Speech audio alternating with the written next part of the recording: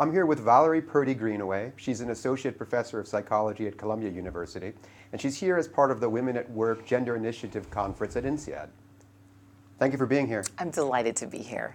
So your research for the moment focuses on the connection between social networks and persistence in challenging tasks. What exactly is the connection? So one of the things that we are discovering is that when people are in extremely stressful situations, their networks tend to erode. They become thinner, and that tends to predict things like whether people leave a particular environment, as well as just their overall general well-being.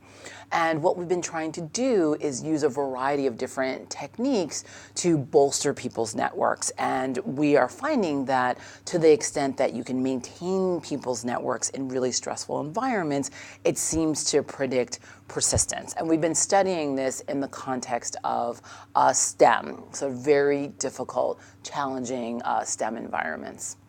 So how do you study that? What modality do you use? For a very long time, we've been studying what we call values affirmations. These are interventions that are designed to remind people about what's important to them in very stressful moments. It's designed to remind people that they are more than this stressful moment. And the science shows that when you can sort of create these reminders, whether it's at work or in school, at particularly important, timely contexts, like when you're really at the height of stress.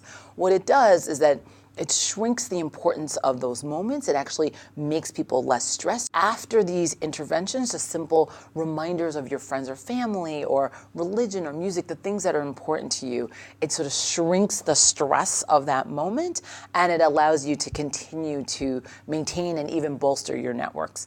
I think what's novel about this intervention is that what we're showing is that it's not just about maintaining friends and bolstering friends, but it actually seems to predict retention, which is a really important outcome in a variety of different settings. And in keeping with the theme of the conference, how is this applicable to the issue of gender balance? We haven't tested it in the context of gender at this moment, but we know in a variety of different other studies that women tend to have thinner social networks, that they also tend to erode under stress. So we are quite confident that in our next series of studies, we'll see that women are able to persist, particularly in leadership positions. So I wondered if you could talk about the interaction of race biases and gender biases and how that interaction can affect women's outcomes in the workplace. So this is really has become a popular topic. I'm so surprised that over the past 10 years, it is on the scene. What we know from research on intersectionality is that women of color, and that's sort of broadly defined, have different sets of experiences. We, for instance, have done research in other stressful, challenging situations, looking and examining at the context of negotiations.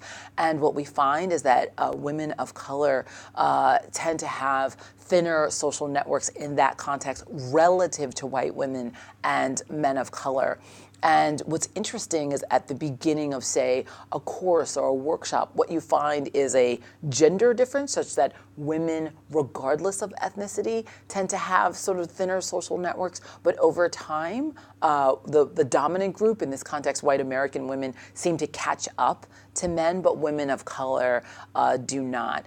The last piece of this I think is interesting is, and it links to the social network data, is that there's tons of research now showing that women of color are less likely than sort of the dominant group, so white American women, but you also see this in the UK and Europe and sort of many parts, that women of color are less likely to have sponsors in the workplace relative to other groups. And what this is also consistent with the social networks data that we're finding. So one thing to think about is when organizations have focused, intentional, not only just network opportunities, but pairing opportunities where you create that sponsorship program, that seems to be something that may be beneficial for all individuals, but may particularly help women of color. You've done really interesting research on how stereotypes actually affect the brains of those who are stereotyped, the outsiders. Yes. Can you talk a bit about that?